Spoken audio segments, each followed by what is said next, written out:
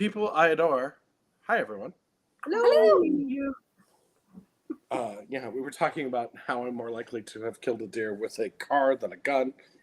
Not because I don't own a firearm, but just because I don't go hunting. And also, they're everywhere on the roads. Yes.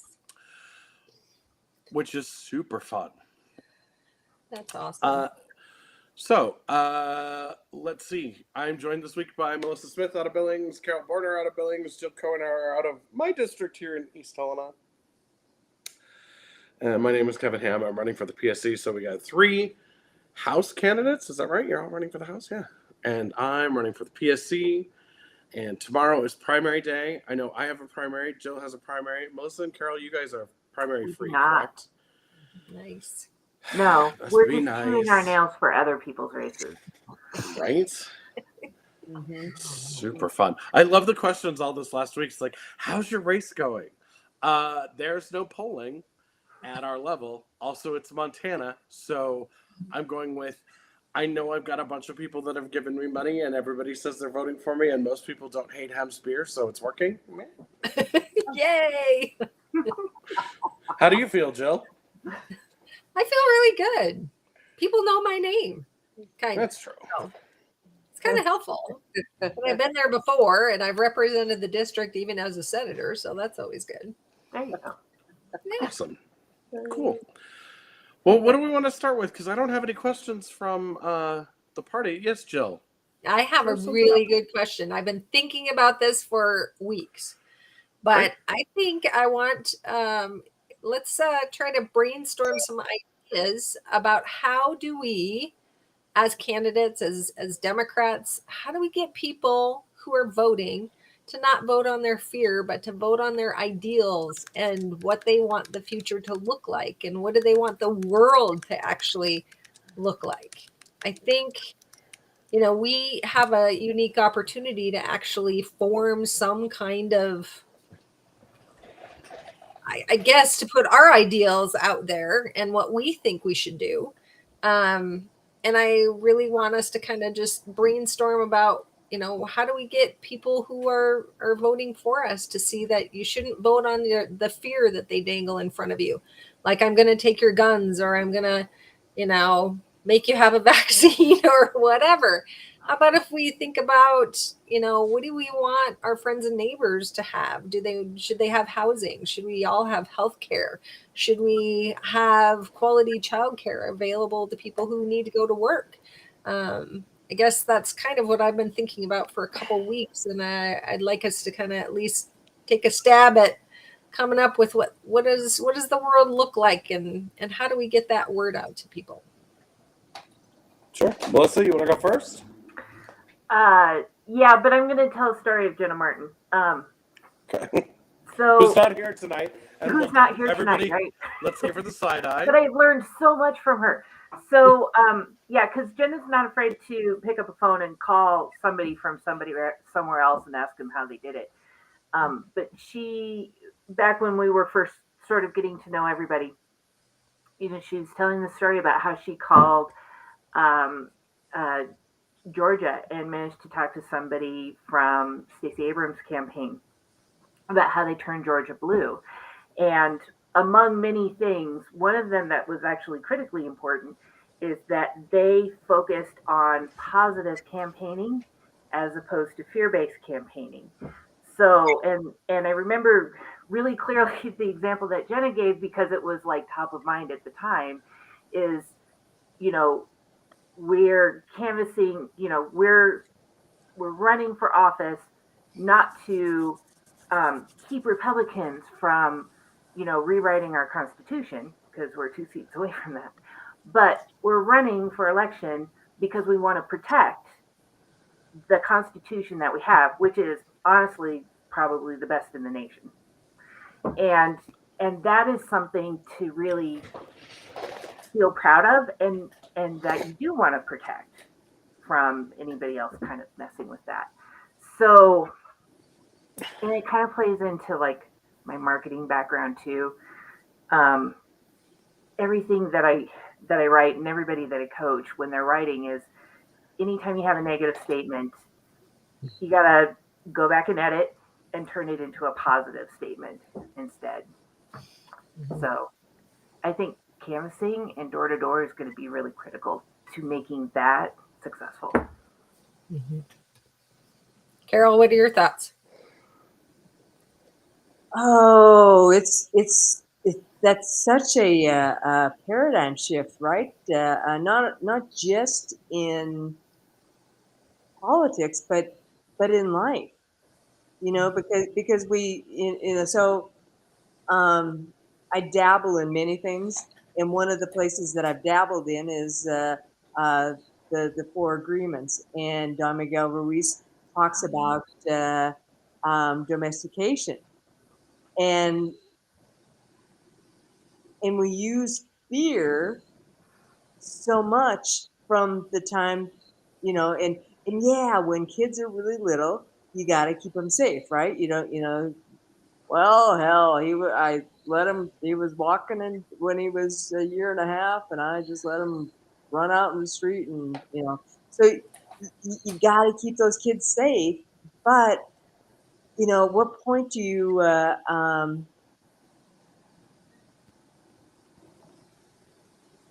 don't know. It's like how do you get past that fear and the shame about it, and so it's kind of like.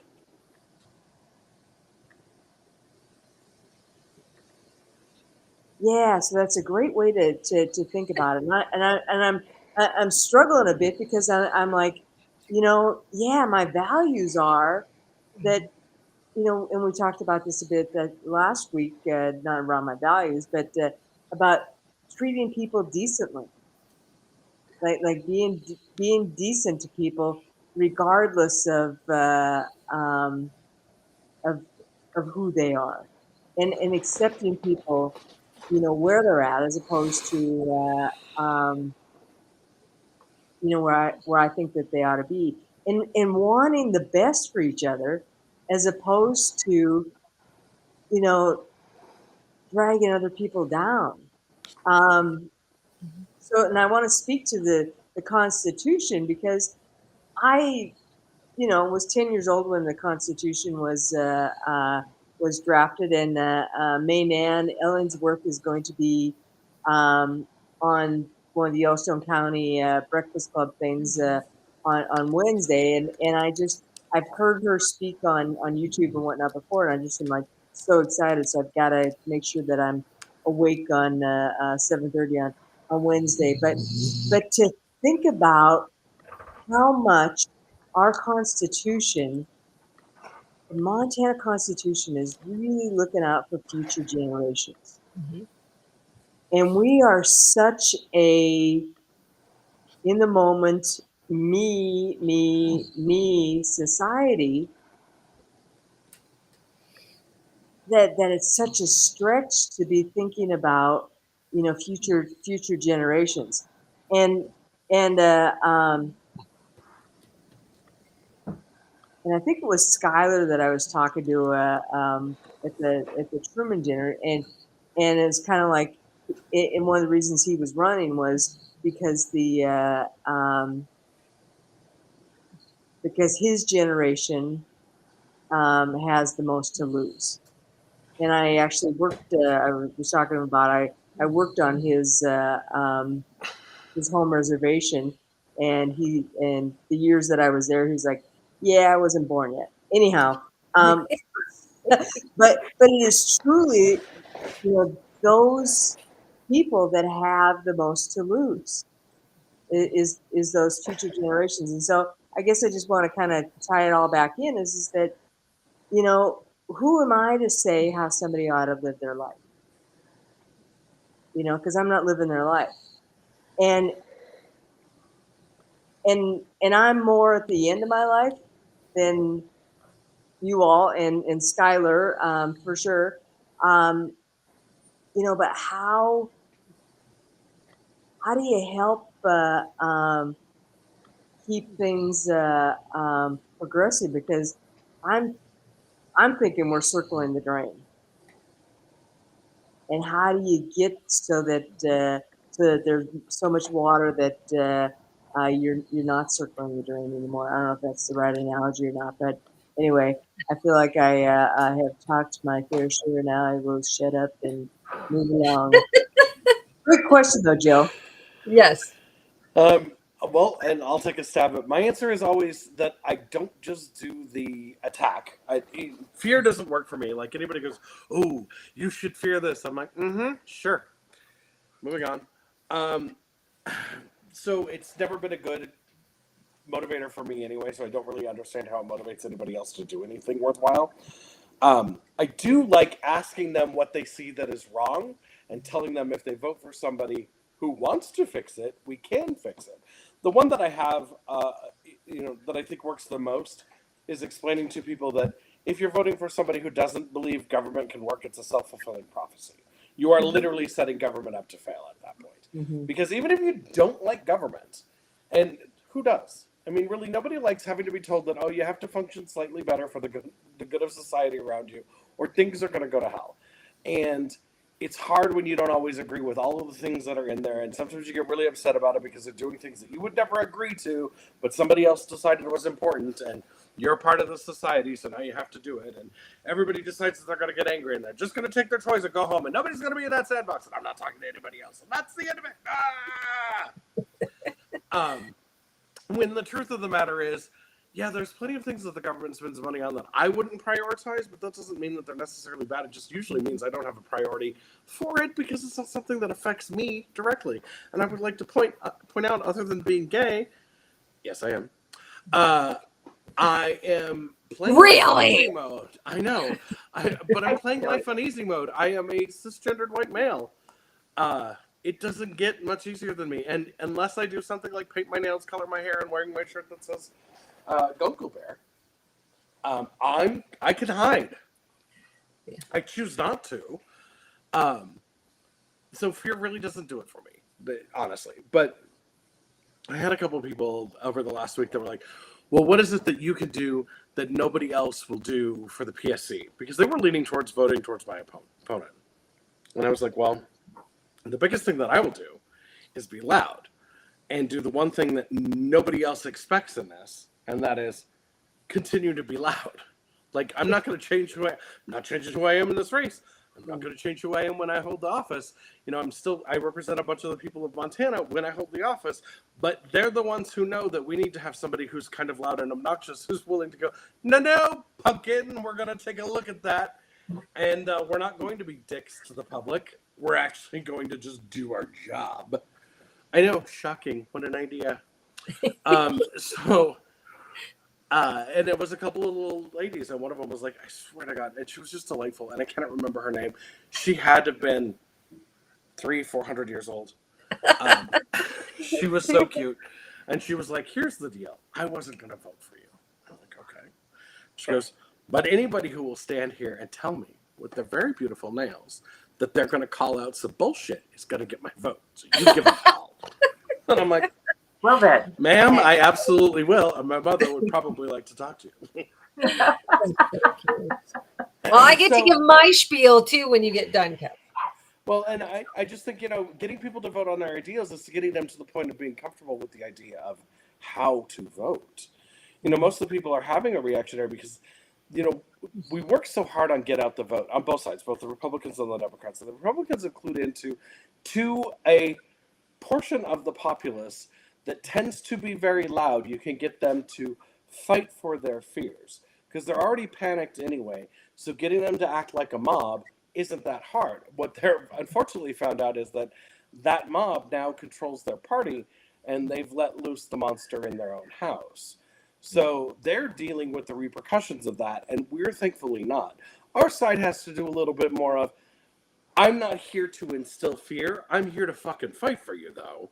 Mm-hmm. And when somebody comes after my community or comes after women's reproductive rights or anything, I'm going to stand there on the front lines, and I may take some heat and I may take some shots, but that's the job I signed up for.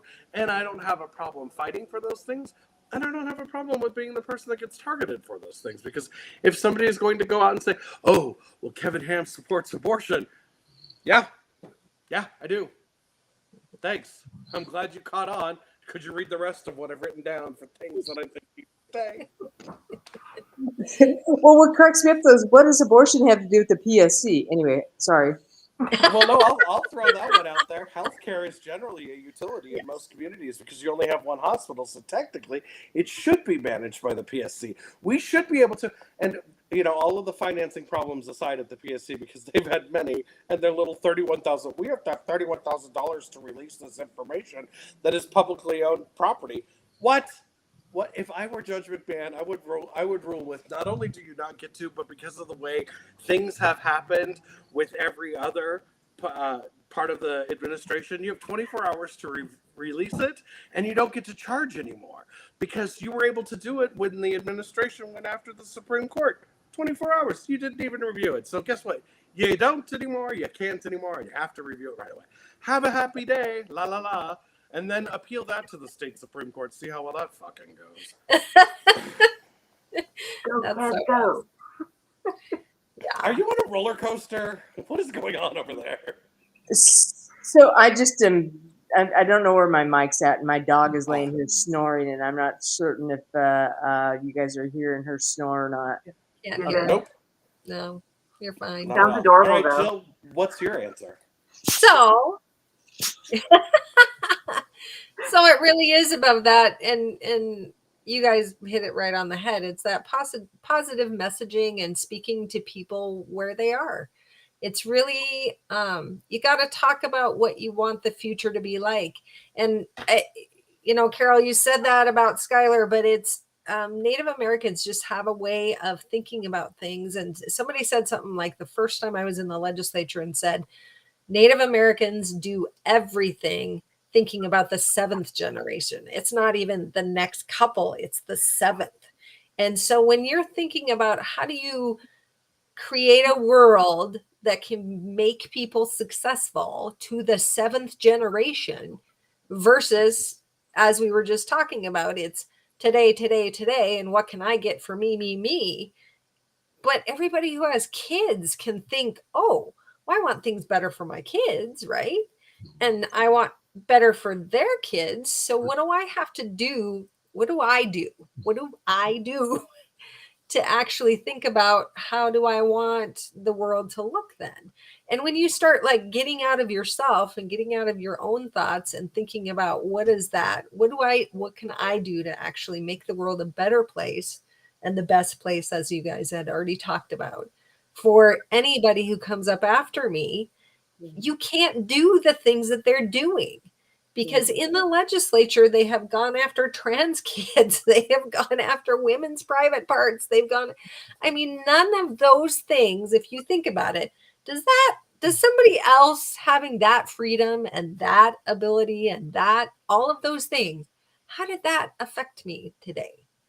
It doesn't. Mm-hmm. So why is that a fear that they've instilled in people that we should take freedoms and rights away from others when they don't really affect their day-to-day lives? They have ginned up this fear in so many different places. And it's so crazy to me to think, because I'm of the Kev Hamm ilk of I don't live my life based on fear of anything. Not even death.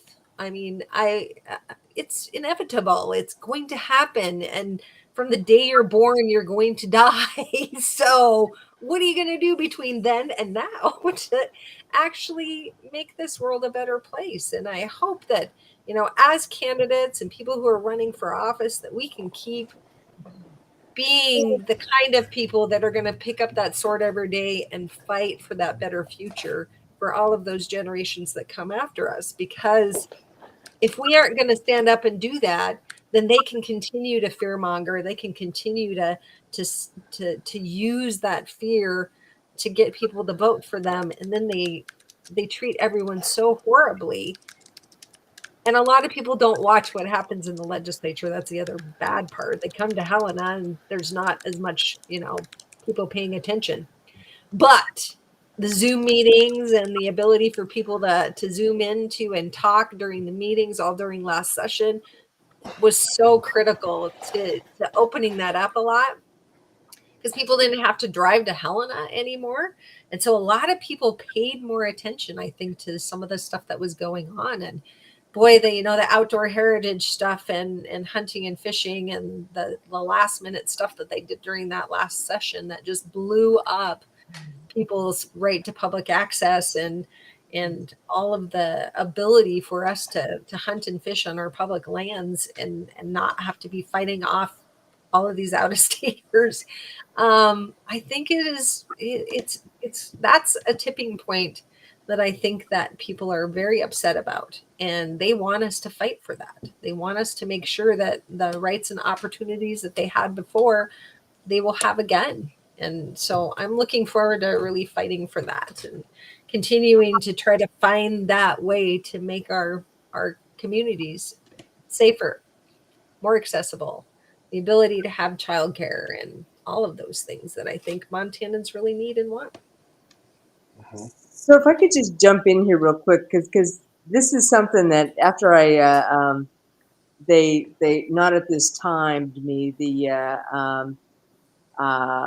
MFPE, I had a great interview with them, and then they said, not this time. Okay, whatever.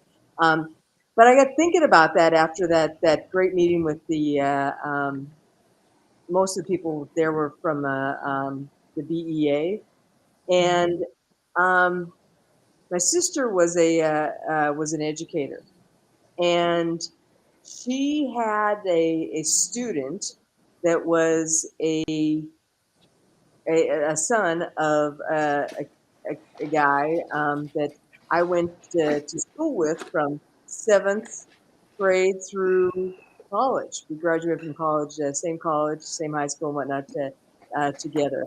And for some reason, my sister would always tell me about. I don't want to use his name, but would always tell me about this kid. And this kid was, I don't know if he was hyperactive or whatnot, but but he was in public education, and my sister, I know, did her darndest to make sure that he had a really good education. And his dad, that I went to school with, died a couple of years ago, and he was beloved around the state, and I wondered what happened to his kid. So I Googled him, which one does, and fucking A, this kid has a PhD in something, I don't know what. But he is researching genomes and is moving towards a cure for cancer. That's amazing. I know. Now that kid has realized his educational potential. Mm-hmm. How do we make sure that what the Constitution says, how do we make sure that every kid in Montana realizes their full educational potential? And that may look like a totally different educational system in Montana, and I'm probably not gonna see it. But what if we started down the road of building up public education as opposed to doing all that the work that's been done to tear down? And my guess is that we never really have fulfilled the obligation that the Constitution has challenged us to fulfill. That my guess is that we, well, I don't know that free education is the way, but maybe it's a drastically reduced tuition at the university system. Who knows? I'm not an educator, so I don't know what the answers are. But man, what if we started really just lifting it up as opposed to not? And then I want to switch over to the environment, and because it says that we shall protect and improve our environment. And right now, the efforts are being made to peel it back. Thank God for the US EPA saying, no, you can't do that. But I remember as a kid going to Missoula and going, oh my God, it stinks. Mhm. And we can get back there quickly if we start, if we not, anyway, you get my point, but it's like, how do we continue to improve our environment? Yeah, we get some tax breaks for solar panels and electric cars, but how do we really improve our environment? So that's my positives for tonight. Nice. Your story about the young man and checking in with him over time really puts in mind to me how the public education system is constitutionally, legally, and ethically bound to fully educate every child who walks in their door. And no other education system is bound that way. No private school is bound that way. If a private school gets a student that's just too difficult for them, all they have to do is say, I'm sorry, they're not right here. You got to go somewhere else. And there's no consequences and there's nothing holding them back from, making those rules. And so,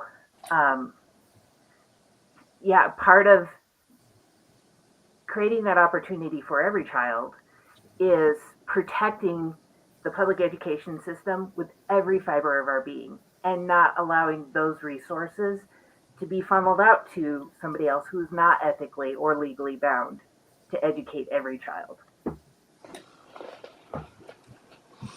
Yeah. Free, quality public education. It is the goal of the people to establish a system of education which will develop the full educational potential of each person. Equality of educational opportunity is guaranteed to each person of the state. And no, we don't have that yet. So basically, we are in violation of our own constitution. The governor should go to jail. And then last session, and you watch what's going on with our great and sadly disgusting superintendent of public instruction who wants to take away actually some of the numbers of people that will actually help people reach their potential. I mean, let's get rid of a bunch of the counselors because we can't afford them. Let's get away, throw the librarians away that are probably some of the only people in the school that can reach some of those kids. I just find it unconscionable that she would do the things that she's doing. We should be looking to make those standards even higher and give less students per counselor because we have suicide rates that are outrageous. And we just know we're coming out of 2 years of kids who didn't have access to school and the teachers and the folks, the other caregivers in their lives who usually can find and see and usually bring up the issues that they might be having and ask them if they need help.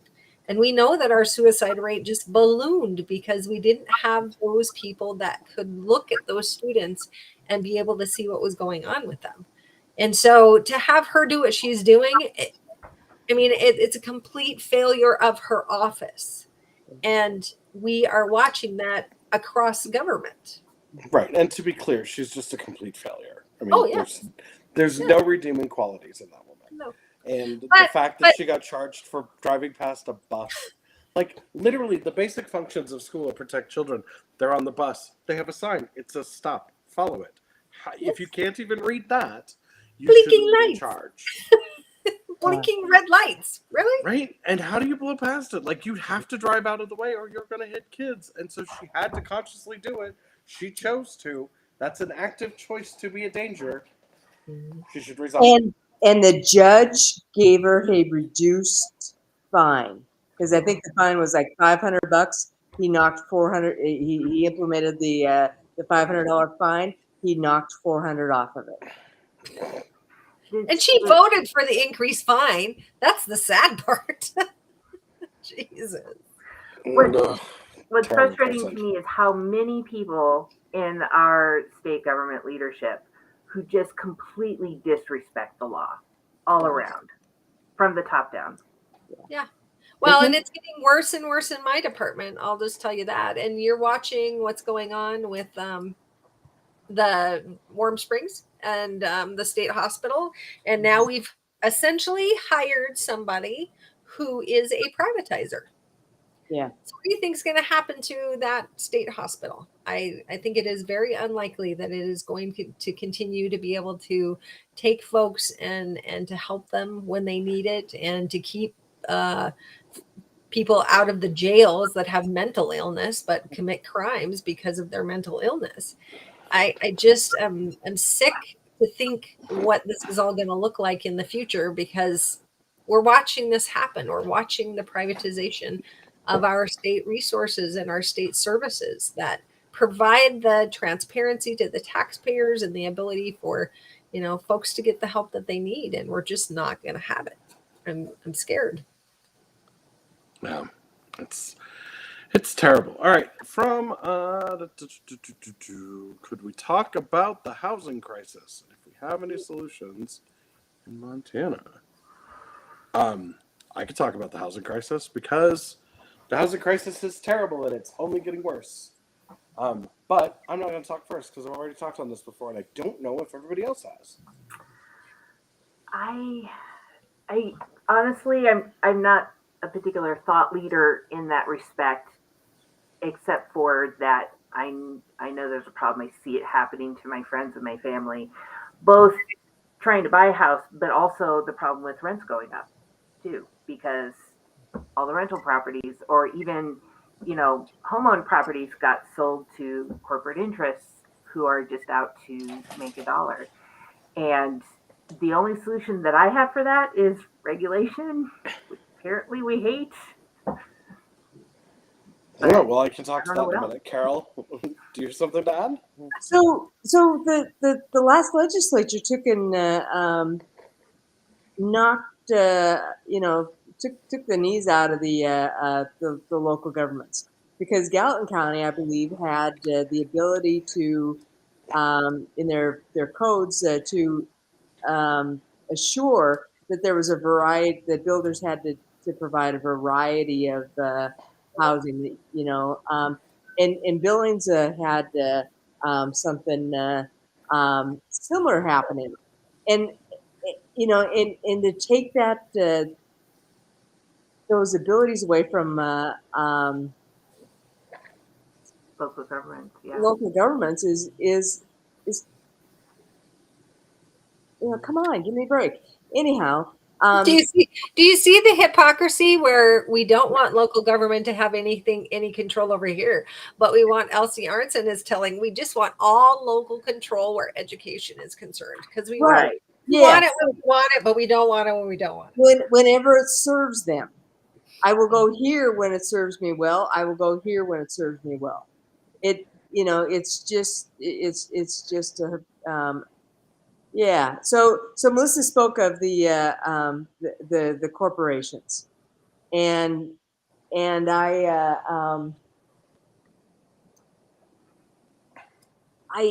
think that there's got to be a way that we could regulate.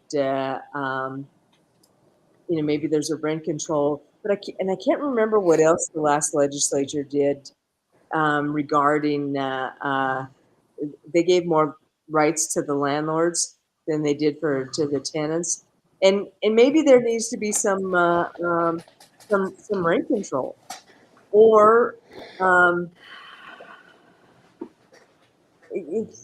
because I don't buy that it's about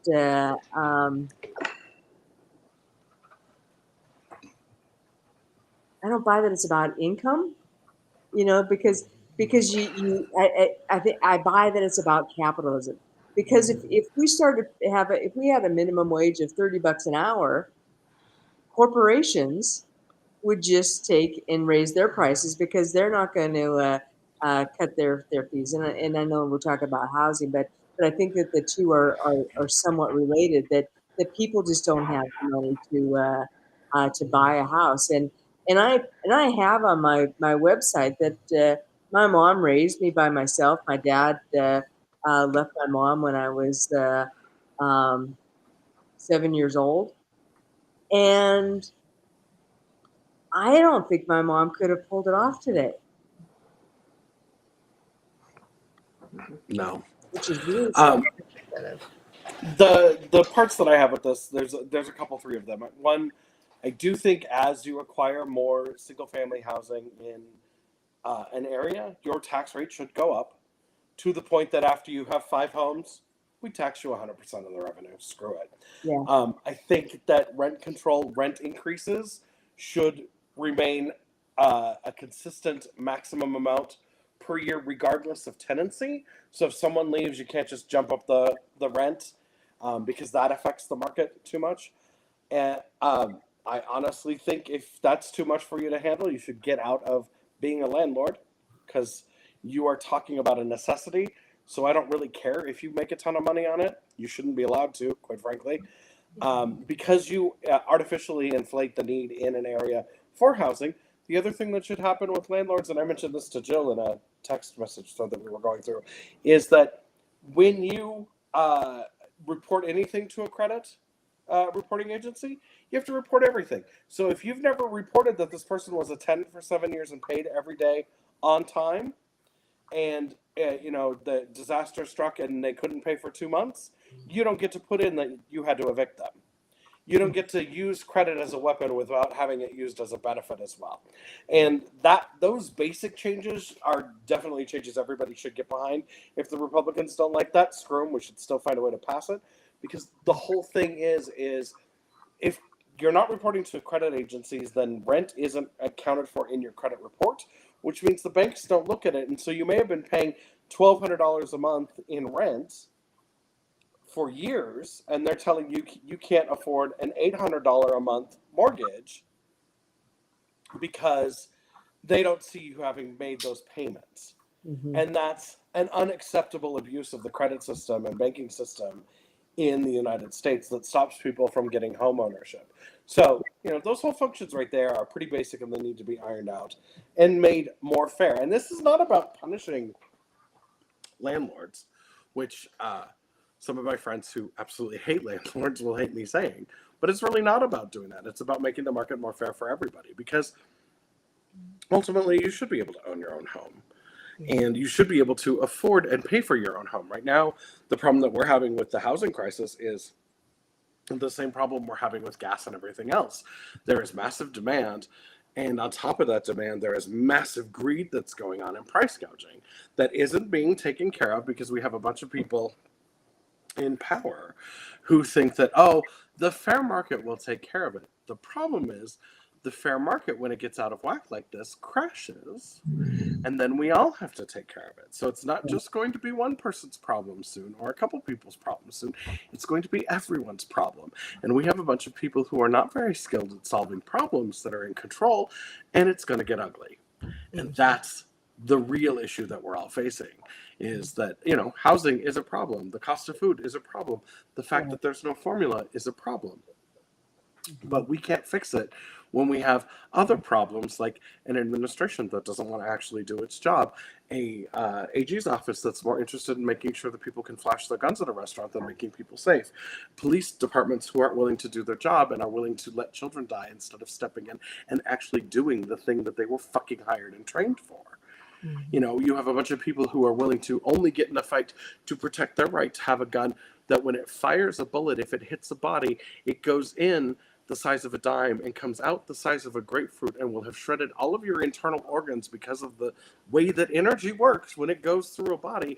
Even the internal organs that it didn't touch directly will be shredded, and you're more interested in making sure that people have that in their house than making sure that kids can go to school. You are actively making the world a shittier place. And that's the problem. Everybody talks about all of these things like they're not interconnected, and every single one of them is interconnected. Every single one of them is about whether we make the world better or we make it worse. And if your constant focus is on, I need to have the most money in my pocket and I need to have guns at my side every day, you are the problem. End of discussion. And if you don't like hearing that, let me say it louder for you. You are the problem. And until you take responsibility for your actions and make it better, the rest of us have to fight harder for it. And I'm not going to stop. Jill isn't going to stop. Melissa's not going to stop. Carol's not going to stop. Anybody who's been in these programs isn't going to stop, but we're not enough to do the changes right away. But we can certainly throw up the bulwarks and stop things from getting worse. And that's what we're doing. But that's a lot of energy wasted that we could apply to things, making things better if the rest of you would step up and join us. So when you go out and vote tomorrow, if you haven't already voted, you need to look at those ballots and go, hey, who on here is actually going to fight?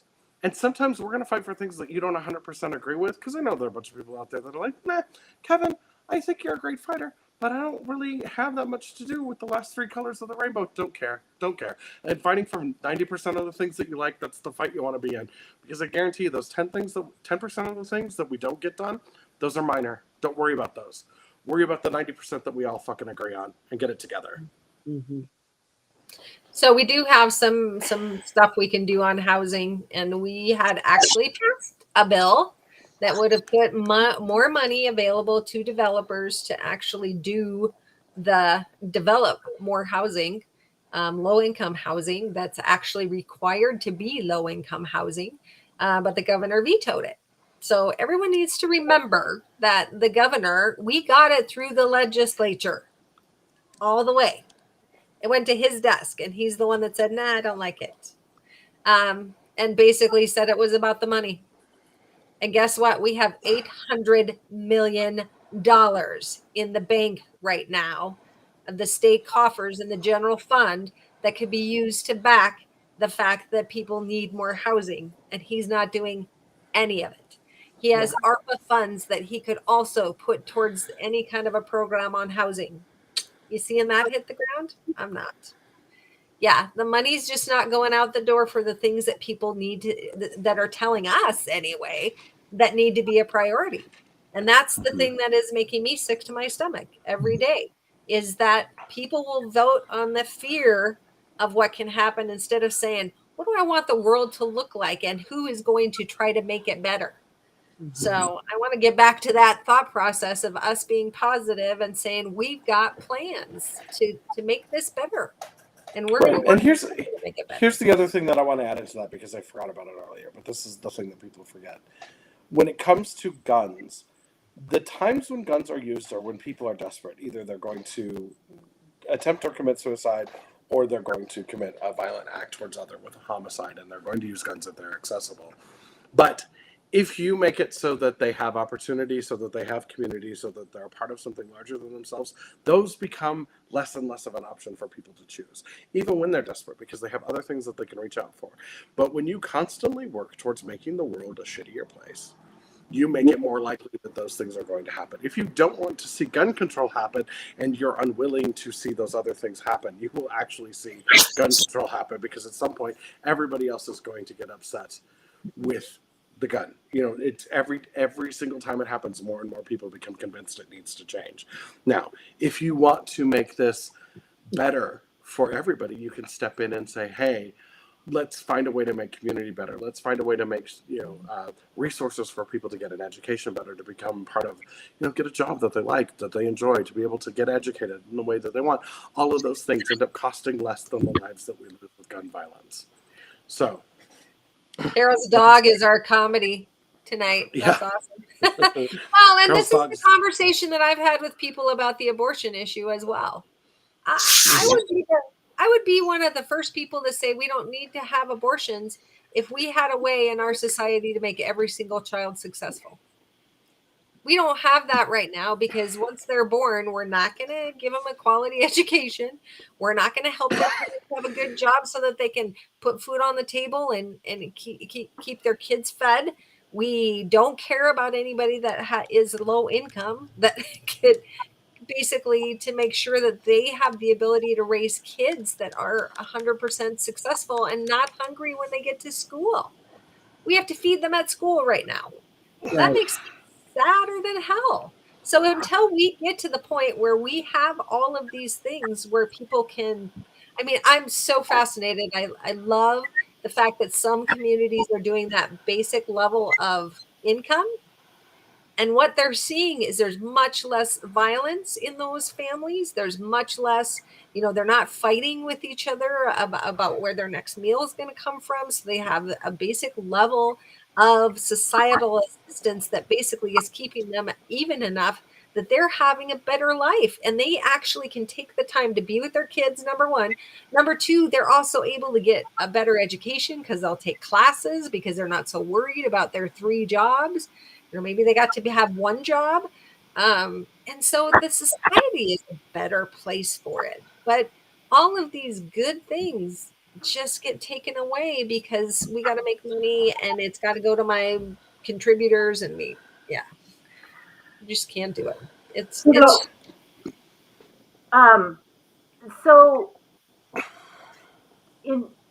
I think abortion is a great example for me personally about how to have a conversation with somebody who is like, no, we can't do that, but also they're not able to have a conversation about any other alternatives. There's still a middle ground though. And I've honestly been able to have this conversation forever and ever, is that, okay, we both agree that our society would be better if we could lower the abortion rate, even maybe eliminate abortion. But outlawing abortion is not working and it's endangering lives. So where is our middle ground? Well, why do people have abortion? So then you look at equal pay, availability of childcare, paid family leave, all these things that genuinely support families so that they're not put in a position where they have to choose whether or not they can afford another child or even afford to have a child, even if they give it up for adoption, because healthcare is a nightmare in its own way, But there's always a middle ground, in my personal opinion. There's always a middle ground, even on those very hot topics. You just have to get past that there's only one way to do this and figure out what that is. Also, I see Brandy's comment, and congratulations, Brandy. Yes. Yeah, she was late getting in. Sorry for the tardiness, but she gave birth 9 days ago. Congratulations. And the baby is super cute. But she disagrees with Jill on abortion. I also sit with Brandy on this one, and this is one of those things where it's like, I don't have a uterus, but I see it as Melissa, a false equivalency when it's like, oh, well, what are the reasons for having abortion? Don't know, don't care. Like, that's not my gig. I'm not the one who has to put a body through 9 months of distortion and then deal with pushing out a giant fucking watermelon through a tube the size of a straw and then bleed for 9 weeks and smell of meat. All of these things I have just found out. Like, Brandy has been really You're good about 100% correct. Yes. all of the scary things that happen with giving birth, and I'm like, one, I am so glad I'm gay. This is not an area that I'm ever going to be near. It's so terrifying. And like the fact that, oh, it's a miracle, we just had a baby miracle. Birth, fucking nightmare. Like, there is nothing about that sounds like a good idea. I was up in Shoto talking with some constituents, and one of the ladies was like, she was talking about how she was 6 months into her pregnancy and she panicked and called her mother and said she didn't want to go through birth, and her mother started laughing at her. It's a little too late. And it was at that point, and she's like, and I totally get that, but also I was terrified and didn't want to go through this because I was in so much pain and my body was distorted and I was, it was just weird and nobody really tells you anything. And I was like, nobody tells us anything at all. Like, I remember what sex ed was, and it was basically, don't do it. If you do, here's a condom. Hope it works. That's not education. And all of the things that, Brandy has been telling me as she's, this is her, I don't think I'm talking out of turn. She's, had 2 children in the last couple of years. And there's so much that the body goes through to have a child, that to tell someone that they absolutely have to do this because of the miracle of conception, which I honestly think is the accident of conception 90% of the time. It's like, oh, I'm pregnant. Man, might as well take this one. Seems like a more reasonable conclusion that people come to rather than woohoo every time it happens. Yeah. Followed by, there are a lot of people that are like, no, I don't want this. This is dangerous. I can't have this. And for us as a society to say, well, we have to have a conversation with you about why you want to have an abortion. That seems wrong. I feel that is wrong.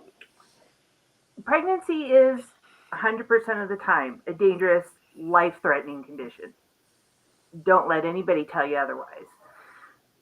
The thing of it is that we still have to we still have to act as a community. We still have to acknowledge and try to work together as much as we can, the whole community. And there's always going to be a minority who is going to disagree with something. And there's no middle ground for that, certainly. But, considering that the majority of abortions are done by women who already have 2 children and are married, there's Right. if truly abortion is a concern and you feel like it's a detriment to community, then look at the ways that you can make better choices available to the people who are making that choice. Right.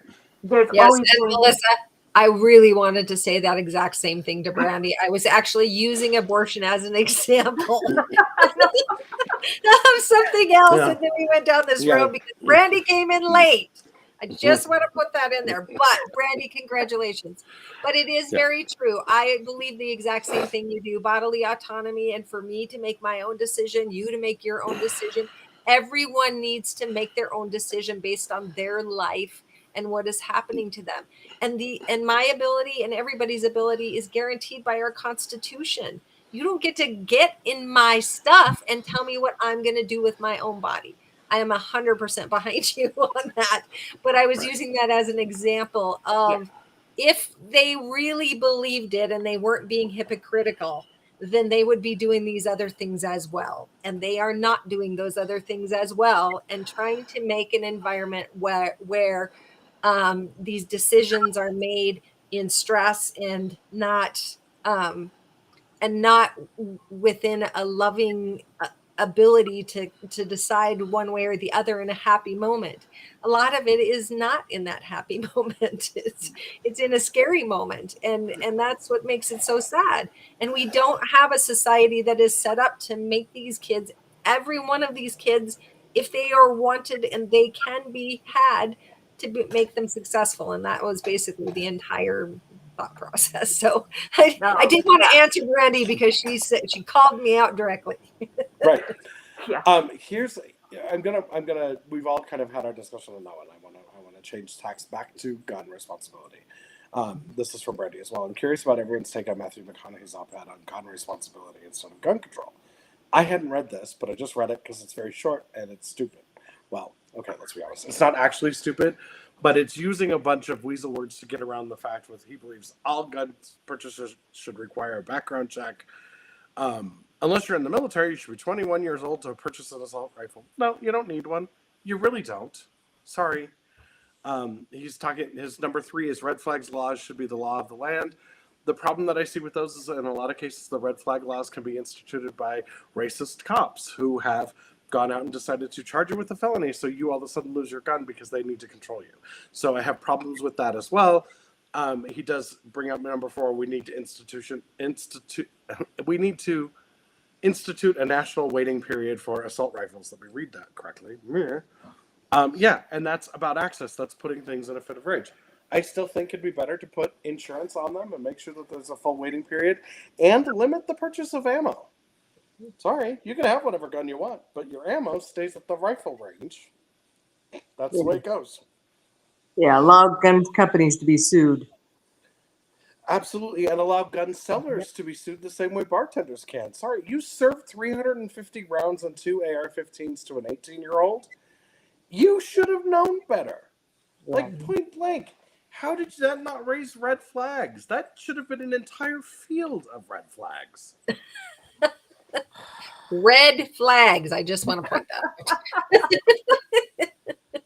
Yeah, but even the bartenders have, specific guidelines spelled out for when they do need to make that call. And yeah, but one of the guidelines is guidelines when you feel someone's had too much. Like, that's not a very specific guideline other than you as a bartender and a reasonable adult can go, shouldn't serve you anymore.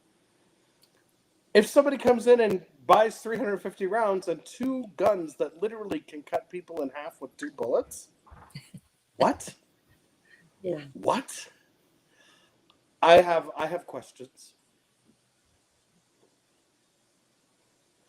No. I like what Brandy had to say about framing that as the same issue as over-serving is kind of brilliant. She wants to see the PSA for that. I like it. I think we could do that as an ad. I'm willing to put that together. That's awesome. Amazingly enough, tonight I think we've answered 4 questions. We're coming up on 5 minutes. I'm so thankful for you for joining me tonight. And I'm thankful, Carol's Carol, dog. for your dog. Carol's dog doesn't want us to end, Kev. That's perfect. It's so stressful right now. I'm trying not to let my anxiety get the better of me because tomorrow is primary day, and I hope everyone has voted. I hope everybody that can vote for me voted for me, but more importantly, I do hope that everybody has voted and been a part of the process, because one of the things that I think everybody needs to know is that democracy only works if we're all engaged, if we're all involved. And there are plenty of people I know, and that I actually, on some level, like and or love, that do not vote the way I think they should vote. And that doesn't make them idiots. It makes them frustrating, certainly. But I respect the hell out of them because they're still involved in the process. And there are so many people who I see, and it'll happen starting on Wednesday. I will see a bunch of people, I didn't know an election was happening. I didn't vote. I probably should have, but I never do. Blah, blah, blah, blah, blah, blah, blah. No, I don't want to hear that from anyone. What I want to hear from everyone is not only did I vote, but I made sure that 4 of my neighbors were registered to vote. I made sure the people I hate next door were registered to vote. I did tell them it was the next day. So that's less of an issue here in Yellowstone County because we have marijuana on the ballot again. We're like, love you, Brandy. Now.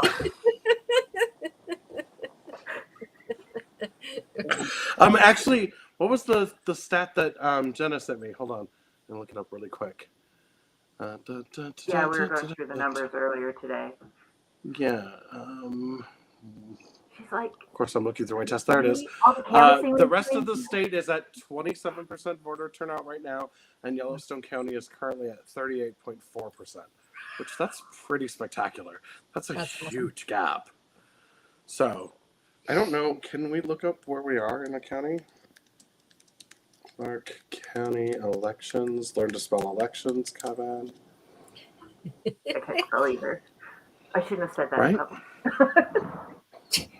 Kevin broke the fuck thing right at the beginning of this thing. I didn't say it until just now. I just want to point out to everyone.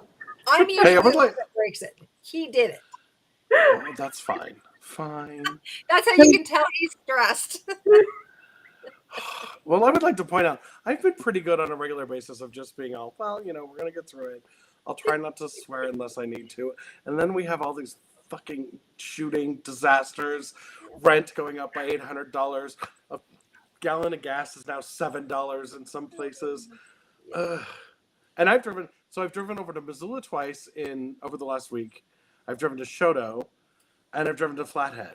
And I'm like, I have put so many miles on my car. And every time I go and get gas, all I can think is the fact that ExxonMobil made $8.3 billion in profit, not revenue, profit. Mm-hmm. Profit. And we still subsidize their work is ridiculous. Like, we should have a kill switch that after you've made $1 billion, because that's an unreasonable amount, honestly. Yeah. In profit, everything else comes back. You don't get any more.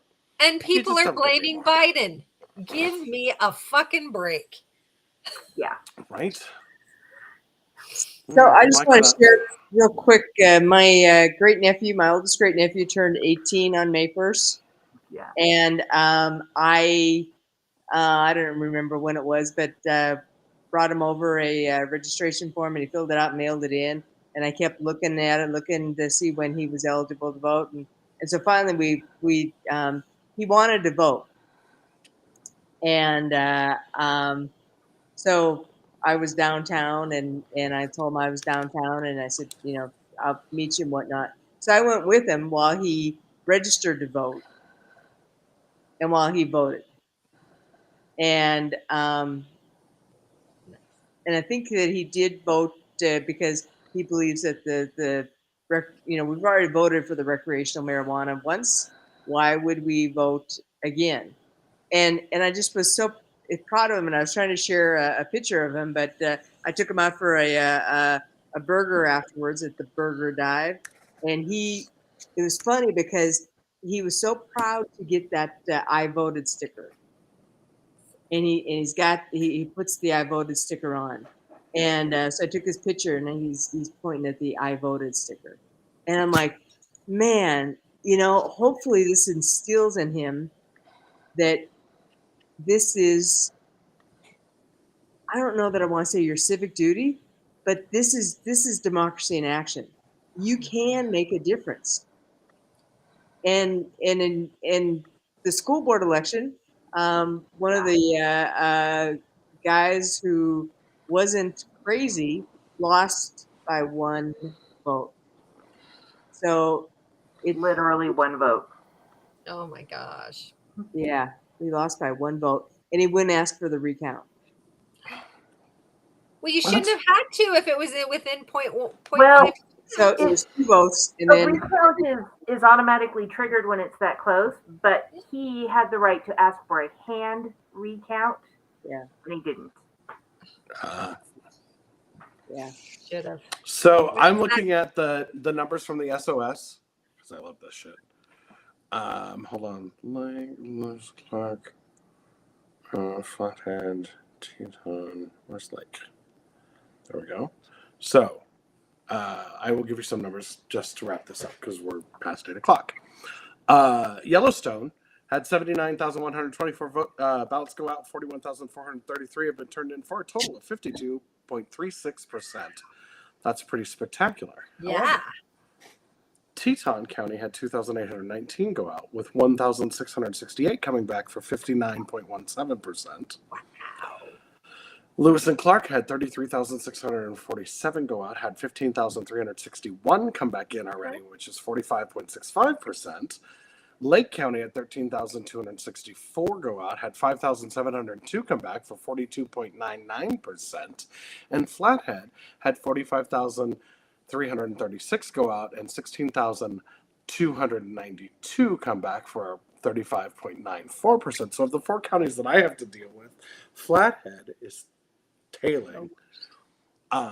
But Lewis and Clark doing a good job. Teton, spectacular, and Yellowstone is actually doing really well. So I'm very impressed with everybody. Just in looking at it, I think that Teton has the highest percent. No. This is actually great. Powder River has the highest percentage because they had 561 go out, 378 have already been returned for a return percentage of 67.38%. Which, the small counties count. I mean, not for me, but they count for some things. Missoula's at 41%, 41.81%. Gallatin is at 36%, so get it together over there. Los Angeles, vote. Cascade is at 39.71%, so all the Democrats have turned theirs in. So that's where we're at. Overall, we're at 44.86% of the absentee ballots. But a reminder on this, if you may not have gotten an absentee ballot if you were not absentee before the pandemic, and so you do need to go and vote. Also, there was an error in the database transfer, and if your name is hyphenated or includes any diacriticals, such as accent, ague, the little hat thing, or whatever above any of the vowels or consonants, your name was dropped completely, and you will have to re-register. It is too late as of noon today to register. You can still do a provisional if you were in there before, but it may not be counted in the primary election. So it is your chance right now to get out there and make sure that you are registered. If you moved in the last 30 days, you need to make sure that you are registered in your new place for the next election cycle. We cannot stress that enough. And that, my friends, is the end of the Candid candidate conversations. How these are going to go as of next week, I don't know, because hopefully I make it through the primary. I would love to keep hosting these. I think they are very key to us getting our message out, and I think they're a really good way for all of us to reach our voters. But we'll figure that out next week. But tomorrow night is the primary. So Can't wait to serve with you guys. And Kev, good luck. Love you, dear. good luck to you too. And thanks for being on the show, everyone.